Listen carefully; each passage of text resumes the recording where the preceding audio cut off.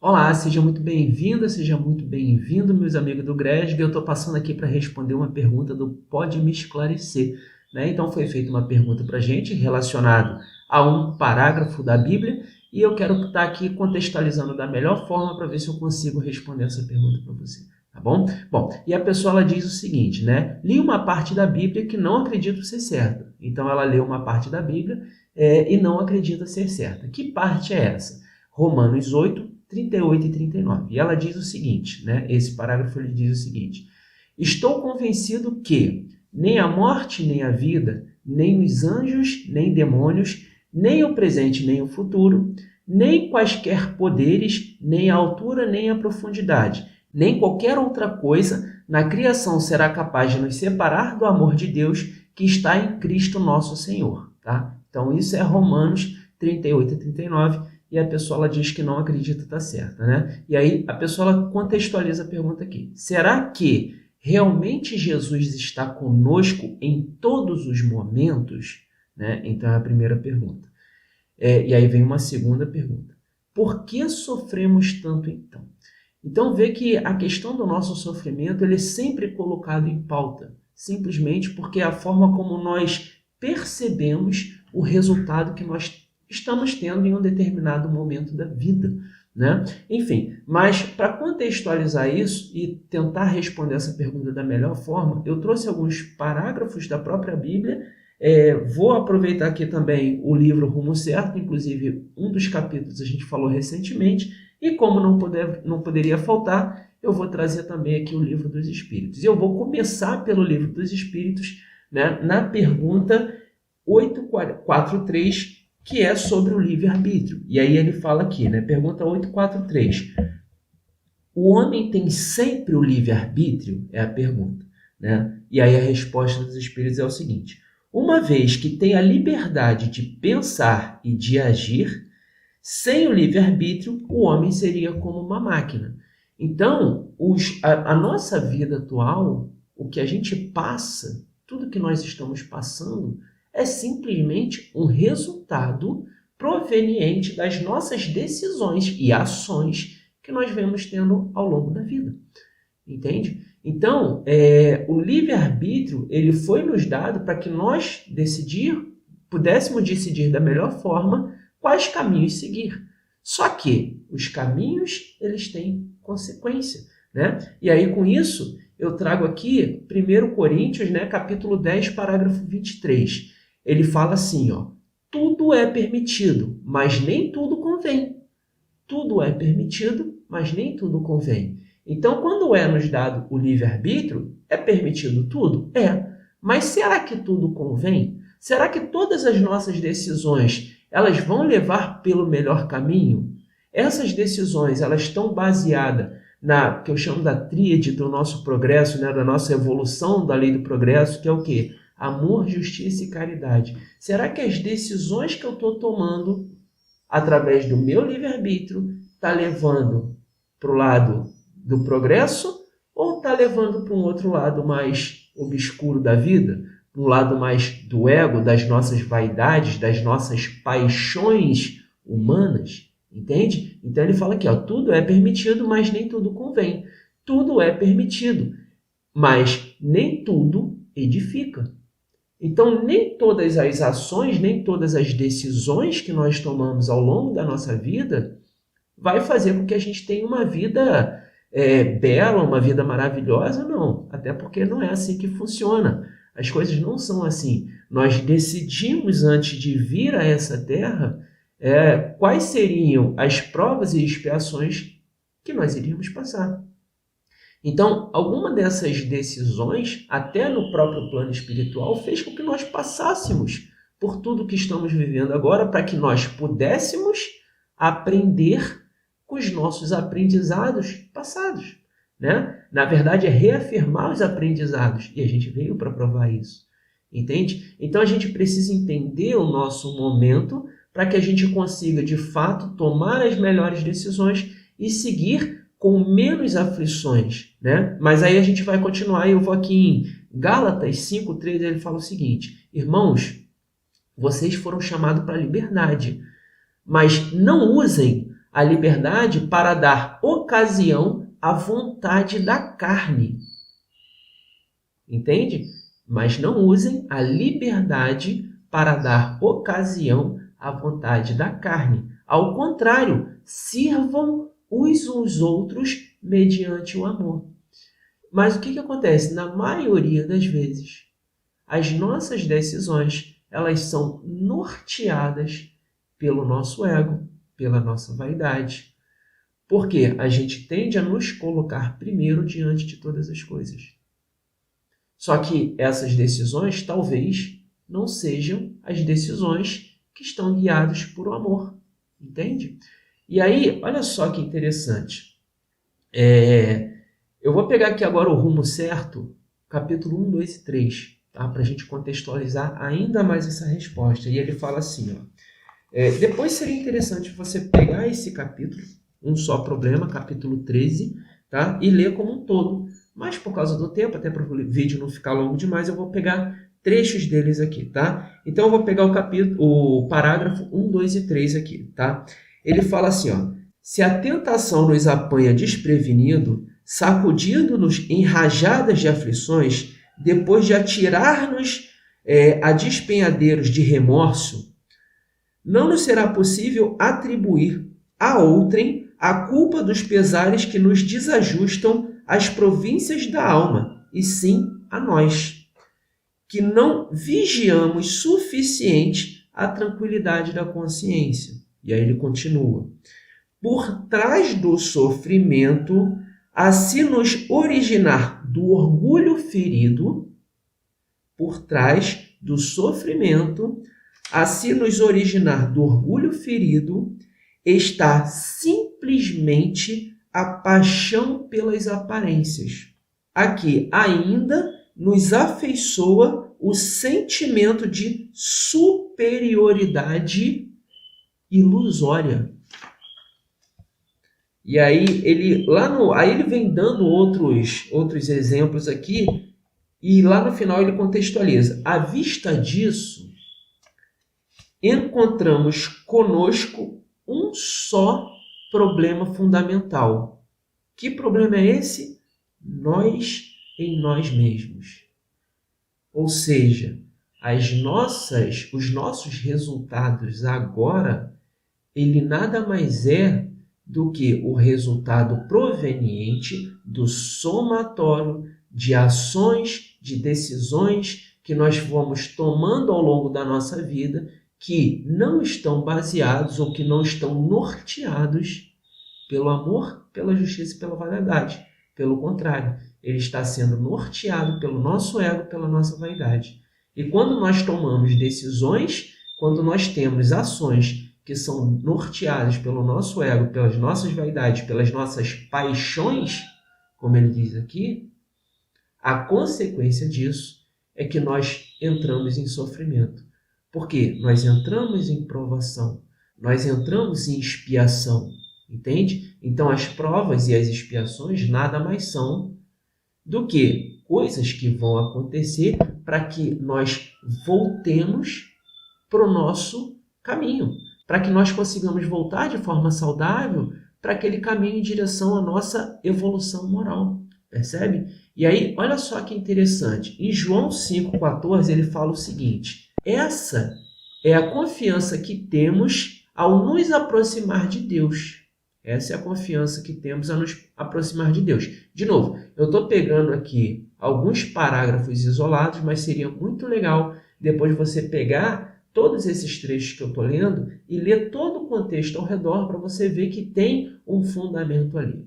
Entende? Que as coisas, apesar de estar aparentemente deslocadas, não, mas o contexto, o todo, eles nos levam para um só lugar. Qual é esse lugar? A presença de Jesus. Entende? A presença de Deus.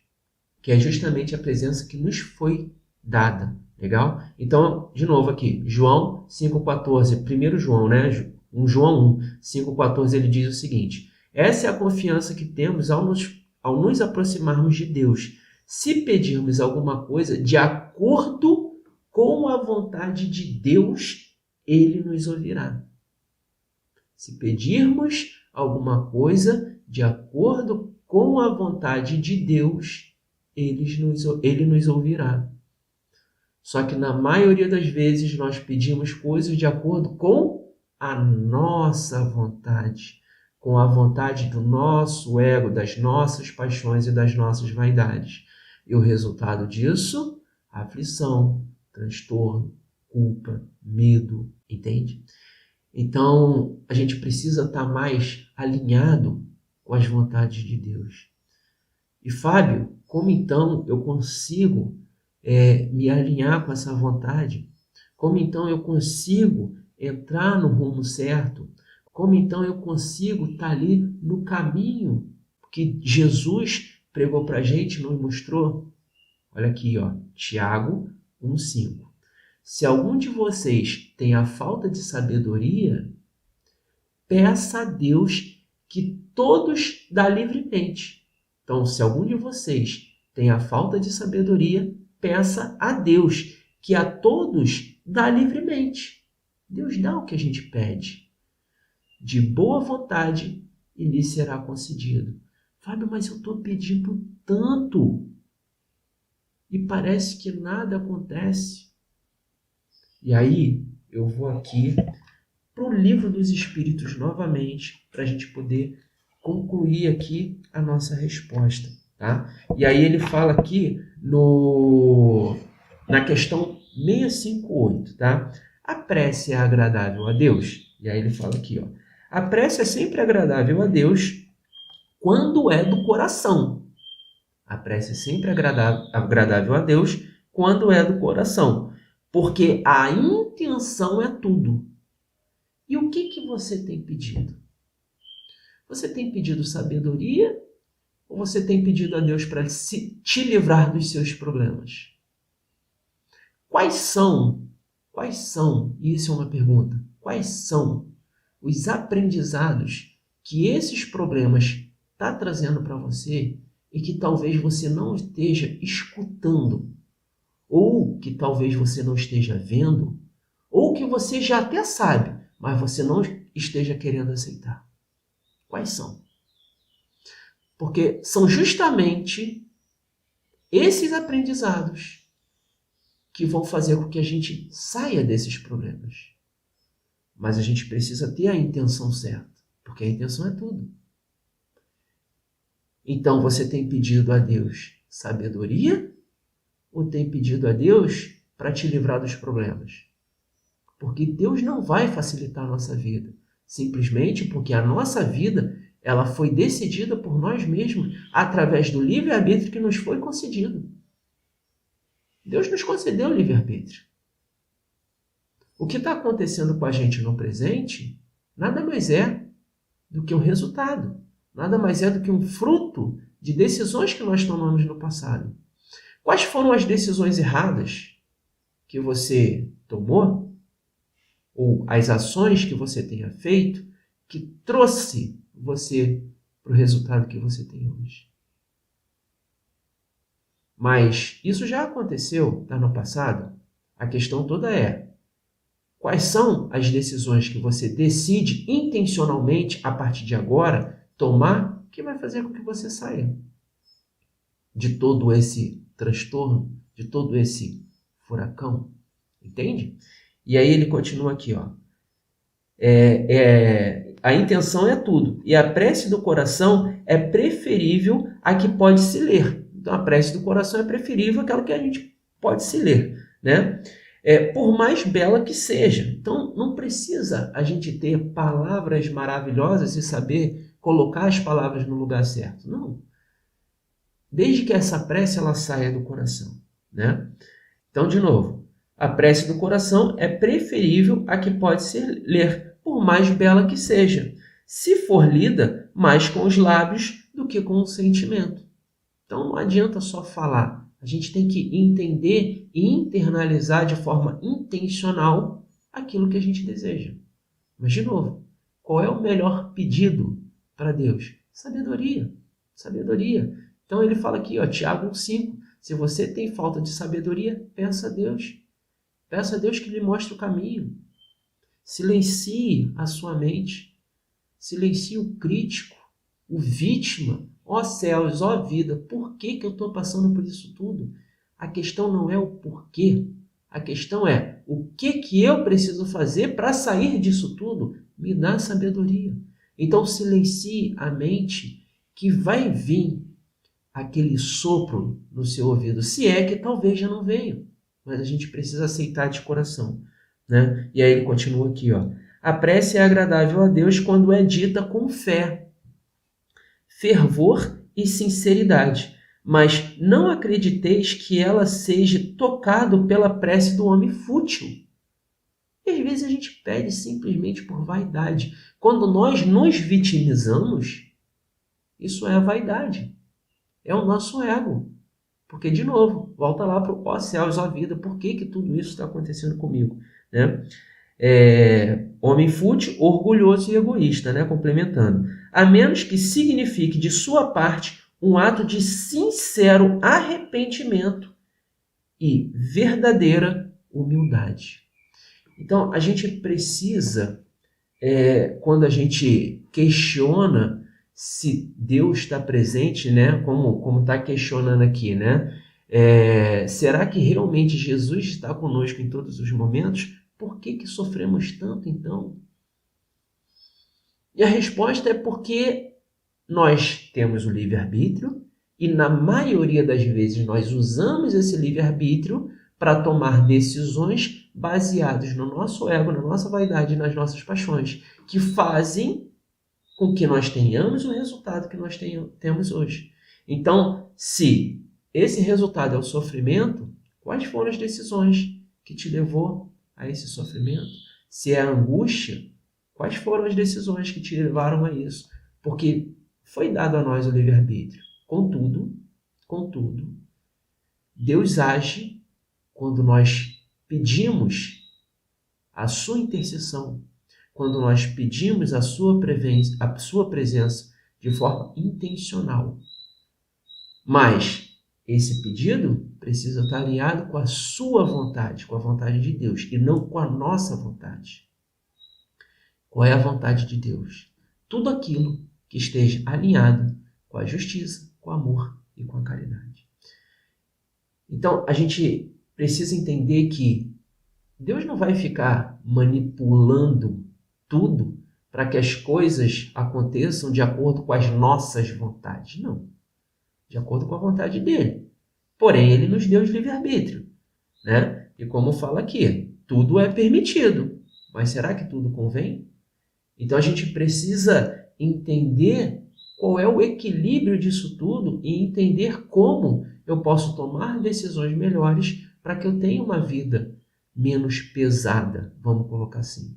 Mas essa vida ela vai acontecer somente quando, através dessas provas e expiações que talvez você esteja passando agora, você tire daqui os aprendizados, a sabedoria necessária para continuar em frente. E para isso a gente precisa silenciar a nossa mente, deixar de lado o vitimismo, deixar de lado a vaidade, as nossas paixões e entender quais são as ações que a gente precisa ter para seguir em frente. Entende? Bom, então eu espero verdadeiramente que eu tenha conseguido responder a sua pergunta, que eu possa ter de alguma forma clareado o seu caminho, mas a gente precisa entender que tudo aquilo que a gente está passando é um resultado. E esse resultado nada mais é do que o somatório de ações, decisões, certas ou erradas não importa mais, mas foram essas ações e decisões que nos trouxeram exatamente para onde a gente está hoje. E que através desse resultado a gente precisa tirar os aprendizados.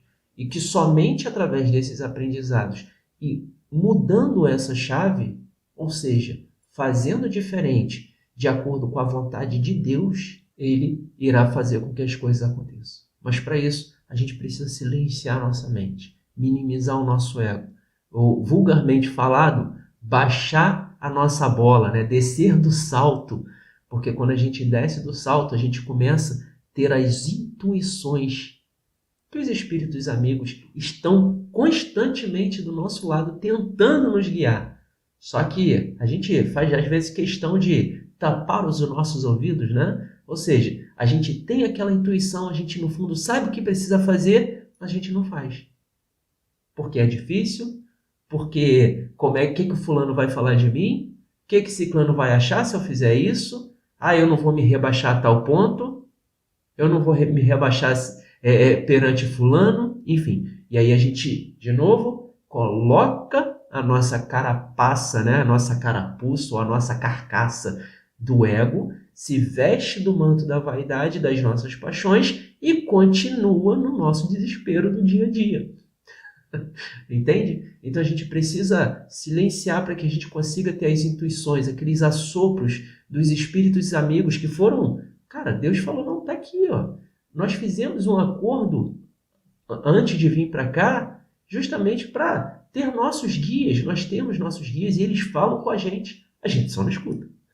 A gente só não escuta, tá? Então eu espero verdadeiramente que esse vídeo possa ter respondido a sua pergunta, que você consiga ter sabedoria, que você consiga silenciar sua mente, que você consiga fazer aquela prece que esteja alinhado com as vontades de Deus, amor, justiça e caridade, para que você continue aí a sua jornada do progresso, né, com uma vida mais leve, com uma vida mais próxima e mais alinhada com as vontades, que você vai ver que Deus e Jesus Cristo ele está presente nas nossas vidas 24 horas por dia. A gente só precisa aceitar isso. E aceitando isso, né, que nada mais é do que baixando a nossa bola, as coisas elas conseguem mudar da água para o vinho, tá bom? Te desejo muito sucesso, um beijo no coração e até o próximo Pode Me Esclarecer. Até mais, tchau, tchau.